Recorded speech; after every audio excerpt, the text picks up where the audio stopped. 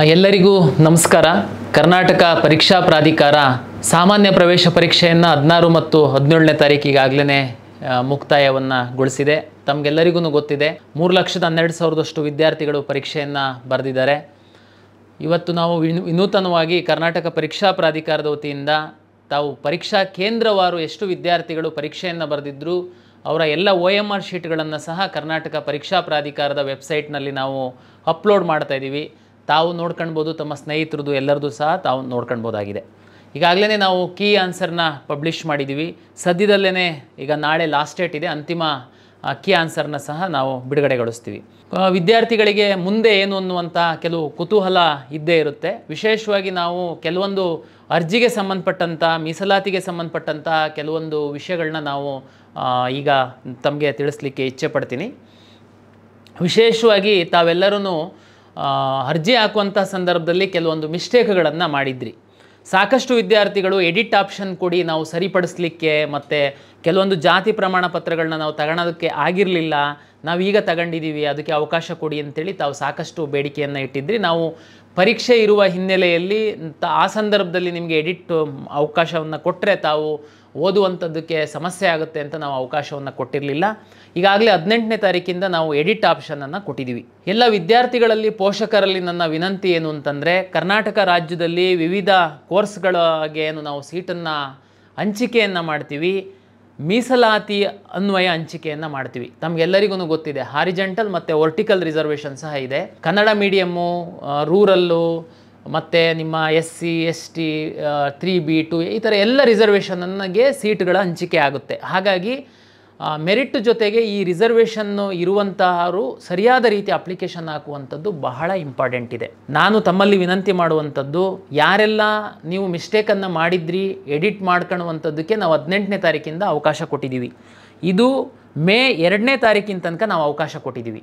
ದಯಮಾಡಿ ತಾವು ಈ ಒಂದು ಅವಕಾಶವನ್ನು ಸದುಪಯೋಗಪಡಿಸಿಕೊಂಡು ತಾವು ಅರ್ಜಿ ಸಲ್ಲಿಸುವಂತಹ ಸಂದರ್ಭದಲ್ಲಿ ಯಾವುದಾದರೂ ತಪ್ಪುಗಳನ್ನು ಮಾಡಿದ್ದಲ್ಲಿ ತಾವು ಸರಿಪಡಿಸಿದ ಮೇಲೆ ಏನು ಮಾಡಬೇಕು? ಈಗ ಉದಾಹರಣೆಗೆ ನೀವು ಅವತ್ತು ಕನ್ನಡ ಮೀಡಿಯಮ್ ಸರ್ಟಿಫಿಕೇಟ್ನ ಹಾಕಿರಲಿಲ್ಲ, ಈಗ ನೀವು ಅಪ್ಲಿಕೇಶನಲ್ಲಿ ಲಾಗಿನ್ ಆಗಿಬಿಟ್ಟು ಕನ್ನಡ ಮೀಡಿಯಮನ್ನು ಹಾಕ್ತೀರಾ, ನೀವು ಕ್ಲೈಮ್ ಮಾಡ್ತೀರಾ.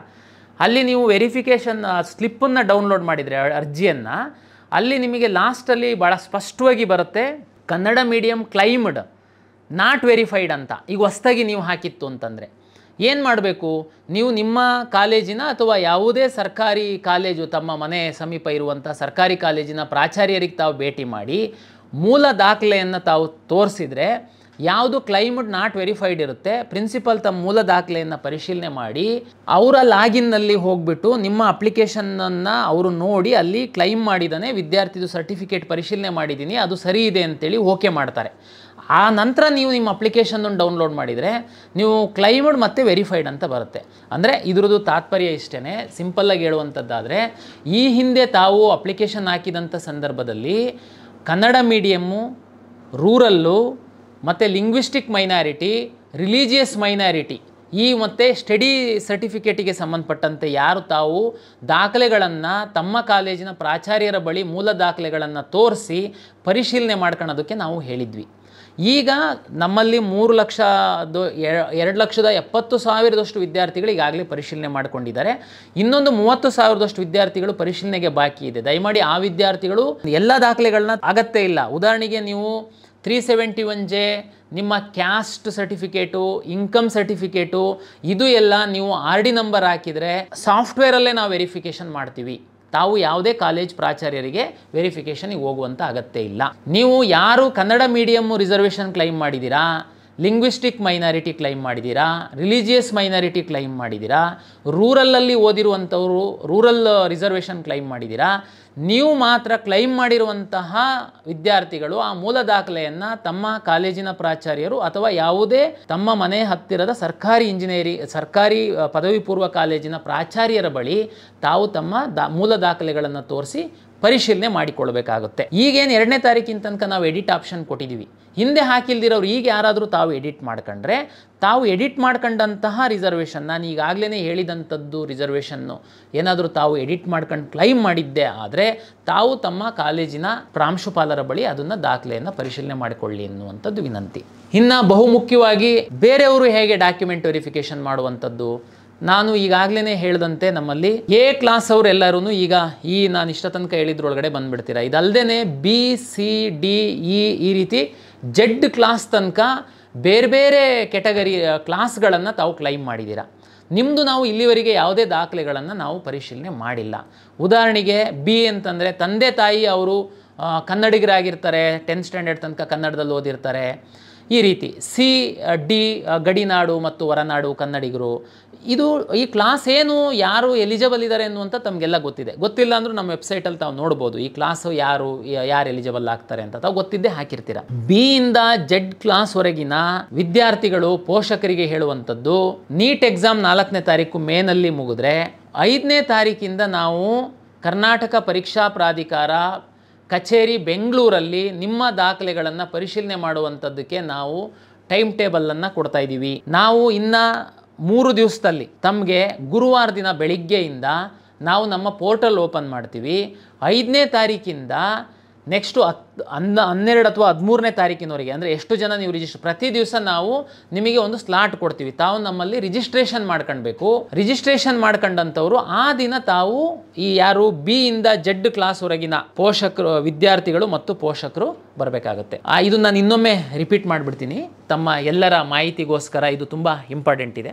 ಎ ಕ್ಲಾಸ್ ಹೊರತುಪಡಿಸಿ ಬಿ ಕ್ಲಾಸಿಂದ ಜೆಡ್ ಕ್ಲಾಸ್ವರೆಗೆ ಯಾರು ತಾವು ಅರ್ಜಿಯಲ್ಲಿ ಹಾಕಿದ್ದೀರಾ, ಅರ್ಜಿಯನ್ನು ಸಲ್ಲಿಸಿದ್ದೀರಾ, ತಮ್ಮ ದಾಖಲೆಗಳ ಪರಿಶೀಲನೆಗೆ ಮೇ 5ನೇ ತಾರೀಕಿಂದ ನಾವು ವೇಳಾಪಟ್ಟಿಯನ್ನು ನೀಡ್ತಾ ಇದ್ದೀವಿ. ಯಾರು ಬಿ ಇಂದ ಜೆಡ್ ಕ್ಲಾಸ್ವರೆಗೆ ಕ್ಲೈಮ್ ಮಾಡಿರುವಂತಹ ವಿದ್ಯಾರ್ಥಿಗಳು, ಪೋಷಕರು, ನಾವು ಬುಧವಾರದಿಂದ ನಿಮಗೆ ಒಂದು ನಮ್ಮ ಕರ್ನಾಟಕ ಪರೀಕ್ಷಾ ಪ್ರಾಧಿಕಾರದ ವೆಬ್ಸೈಟಲ್ಲಿ ಒಂದು ಮಾಡ್ಯೂಲನ್ನು ಕೊಡ್ತೀವಿ. ತಾವು ರಿಜಿಸ್ಟ್ರೇಷನ್ ಮಾಡ್ಕೊಂಡು ಮೇ 5ನೇ ತಾರೀಕಿಂದ ಬೆಳಿಗ್ಗೆ ನಾವು 500 ವಿದ್ಯಾರ್ಥಿಗಳಿಗೆ ಮತ್ತು ಮಧ್ಯಾಹ್ನ 500 ವಿದ್ಯಾರ್ಥಿಗಳಿಗೆ ನಾವು ಅವಕಾಶವನ್ನು ಕೊಡ್ತಾ ಇದ್ದೀವಿ. ತಾವು ರಿಜಿಸ್ಟ್ರೇಷನ್ ಮಾಡ್ಕೊಂಡು ಯಾವ ದಿನ ತಮಗೆ ಸಿಗುತ್ತೆ ಆ ದಿನ ಬೆಂಗಳೂರಿನಲ್ಲಿರುವಂತಹ ಕರ್ನಾಟಕ ಪರೀಕ್ಷಾ ಪ್ರಾಧಿಕಾರದ ಕಚೇರಿಗೆ ಬಂದರೆ ನಾವು ನಿಮ್ಮ ದಾಖಲೆಗಳ ಪರಿಶೀಲನೆಯನ್ನು ಮಾಡ್ತೀವಿ. ಇದು ಬಿ ಇಂದ ಜೆಡ್ ಕ್ಲಾಸ್ ಇರುವವರಿಗೆ. ಇದಲ್ಲದೆ ನಮ್ಮಲ್ಲಿ ವಿಶೇಷ ಕೆಟಗರಿ ವಿದ್ಯಾರ್ಥಿಗಳು ಒಂದಷ್ಟು ಜನ ಇದ್ದೀರಾ. Sports, NCC, X defence, scouts and guides, ಈ ಥರದ್ದು ಒಂದಷ್ಟು ರಿಸರ್ವೇಷನ್ ವಿಶೇಷ ಕೆಟಗರಿ ವಿದ್ಯಾರ್ಥಿಗಳು ಸಹ ಇದ್ದೀರಾ. ತಮ್ಮ ಮೂಲ ದಾಖಲೆಗಳನ್ನು ಸಹ ನಾವು ಪರಿಶೀಲನೆ ಮಾಡಿ ನೀವು ಆ ರಿಸರ್ವೇಷನ್ನಿಗೆ ಅರ್ಹತೆ ಇದೆಯಾ ಇಲ್ವಾ ಅನ್ನುವಂಥದ್ದನ್ನು ಸಹ ನಾವು ಮೇ 5ನೇ ತಾರೀಕಿನಿಂದನೇ ನಾವು ಪರಿಶೀಲನೆ ಮಾಡುವಂಥದ್ದಕ್ಕೆ ವ್ಯವಸ್ಥೆಯನ್ನು ಮಾಡಿಕೊಳ್ತಾ ಇದ್ದೀವಿ. ನಾಳೆ ಮೇ 5ನೇ ತಾರೀಕು, 6ನೇ ತಾರೀಕು, 7ನೇ ತಾರೀಕು ಯಾರ್ಯಾರು ಬರಬೇಕು ಅಂದರೆ NCC ಅವ್ರು ಬರಬೇಕಾ, ಸ್ಪೋರ್ಟ್ಸ್ ಕೆಟಗರಿ ಅವರು ಬರಬೇಕಾ, ಸ್ಕೌಟ್ಸ್ ಆ್ಯಂಡ್ ಗೈಡ್ಸ್ ಅವರು ವಿದ್ಯಾರ್ಥಿಗಳು ಬರಬೇಕಾ ಅನ್ನುವಂಥದ್ದನ್ನು ನಾವು ನಾಳೆ ನಿಮಗೆ ಟೈಮ್ ಟೇಬಲ್ ಕೊಡ್ತಾ ಇದ್ದೀವಿ. ತಾವೆಲ್ಲ ಡಾಕ್ಯುಮೆಂಟನ್ನು ರೆಡಿ ಇಟ್ಕೊಳ್ಳಿ. ಹಾಗಾಗಿ ಈಗ ಪರೀಕ್ಷಾ ಪ್ರಾಧಿಕಾರ ಪರೀಕ್ಷೆಯನ್ನು ನಡೆಸಿದೆ. ಈಗ ಎ ಕ್ಲಾಸಲ್ಲಿರುವಂಥವರು ದಾಖಲೆಗಳನ್ನ ತಾವು ತಮ್ಮ ಕಾಲೇಜಲ್ಲೇ ಪರಿಶೀಲನೆ ಮಾಡ್ಕೊಳ್ತೀರಾ. ಯಾರು ಕ್ಯಾಸ್ಟು ಮತ್ತು ಇನ್ಕಮು 371J ಇದ್ದಿದ್ದು ತಾವು RD ನಂಬರ್ ಹಾಕಿದರೆ ನಾವೇನೇ ತಂತ್ರಾಂಶದಲ್ಲಿ ಪರಿಶೀಲನೆ ಮಾಡ್ತೀವಿ.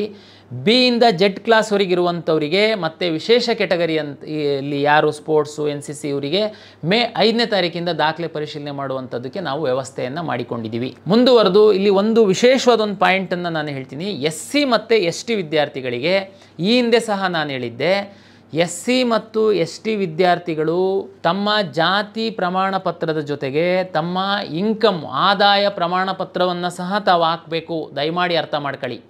ಯಾಕೆ ಅಂತಂದರೆ SC ಮತ್ತು ST ವಿದ್ಯಾರ್ಥಿಗಳಿಗೆ 10 ಲಕ್ಷದ ತನಕ ಆದಾಯ ಇತ್ತು ಅಂತಂದರೆ ನಿಮಗೆ 0 ಫೀಸ್ ಇರುತ್ತೆ ಕಾಲೇಜಿಗೆ. ನಾವು ಕಳೆದ ವರ್ಷದ ಅನುಭವದಲ್ಲಿ ಸಾಕಷ್ಟು SC ಮತ್ತು ST ವಿದ್ಯಾರ್ಥಿಗಳು ಬರೀ ಜಾತಿ ಸರ್ಟಿಫಿಕೇಟ್ನ ಹಾಕಿದ್ರು, ಇನ್ಕಮ್ ಸರ್ಟಿಫಿಕೇಟ್ ಹಾಕಿರಲಿಲ್ಲ. ಅವರಿಗೆ ನಾವು ಫುಲ್ ಫೀಸ್ ಚಾರ್ಜ್ ಮಾಡಿದಾಗ ಪಾಪ ಅವರಿಗೆ ತೊಂದರೆ ಆಯಿತು. ಅದಕ್ಕೆ ದಯಮಾಡಿ ತಾವು ಹಾಕಿಲ್ಲ ಅಂದರೆ ಈಗ ಎಡಿಟಿಗೆ ಅವಕಾಶ ಇದೆ, ತಾವು ಕ್ಯಾಸ್ಟು ಮತ್ತು ಇನ್ಕಮ್ಮು ಎರಡೂ ಹಾಕಬೇಕಾಗುತ್ತೆ. ಆವಾಗ ನಿಮಗೆ 0 ಫೀಸ್ ಇರುತ್ತೆ. ನಂತರ ನೀವು ನಮ್ಮ ಸೋಷಿಯಲ್ ವೆಲ್ಫೇರ್ ಡಿಪಾರ್ಟ್ಮೆಂಟಿಂದ ಮತ್ತು ತಾಂತ್ರಿಕ ಶಿಕ್ಷಣ ಇಲಾಖೆಯಿಂದ ತಮಗೆ ಎಷ್ಟು ಫೀಸು ಫಿಕ್ಸ್ ಆಗಿರುತ್ತೆ ಸರ್ಕಾರ, ನಿಮ್ಮ ಕೋರ್ಸ್ ಫೀಸು ಅಷ್ಟು ನಿಮ್ಮ ಖಾತೆಗೆ ಬಂದ ನಂತರ ತಾವು ಕಾಲೇಜಿಗೆ ಕಟ್ಟುವಂಥದ್ದು ವ್ಯವಸ್ಥೆ ಇದೆ, ಸರ್ಕಾರ ಮಾಡಿಕೊಟ್ಟಿದೆ. ಅದನ್ನು ಕ್ಲೈಮ್ ಮಾಡಬೇಕು ಅಂದರೆ ದಯಮಾಡಿ ಈಗ ಅಪ್ಲಿಕೇಶನ್ನಲ್ಲಿ ತಾವು ಇನ್ಕಮ್ಮು ಮತ್ತು ಕ್ಯಾಸ್ಟು ಎರಡನ್ನೂ ತಾವು ಹಾಕಬೇಕಾಗುತ್ತೆ. ಇದು ಕರ್ನಾಟಕ ಪರೀಕ್ಷಾ ಪ್ರಾಧಿಕಾರದಿಂದ ವಿಶೇಷವಾಗಿ ಸಾಮಾನ್ಯ ಪ್ರವೇಶ ಪರೀಕ್ಷೆ ಬರೆದ ವಿದ್ಯಾರ್ಥಿಗಳಿಗೆ ಮತ್ತು ಪೋಷಕರಿಗೆ ಮುಂದಿನ ನಮ್ಮ ಒಂದು ಕಾರ್ಯಚಟುವಟಿಕೆ ಏನಿರುತ್ತೆ ಅನ್ನುವಂಥದ್ದು ತಿಳಿಸುವಂಥದ್ದಕ್ಕೆ ನಾನು ತಮಗೆ ಇಚ್ಛೆಪಟ್ಟೆ. ಎಲ್ಲರಿಗೆ ಮತ್ತೊಮ್ಮೆ ಕರ್ನಾಟಕ ಪರೀಕ್ಷಾ ಪ್ರಾಧಿಕಾರದ ವತಿಯಿಂದ ನಮಸ್ಕಾರಗಳು.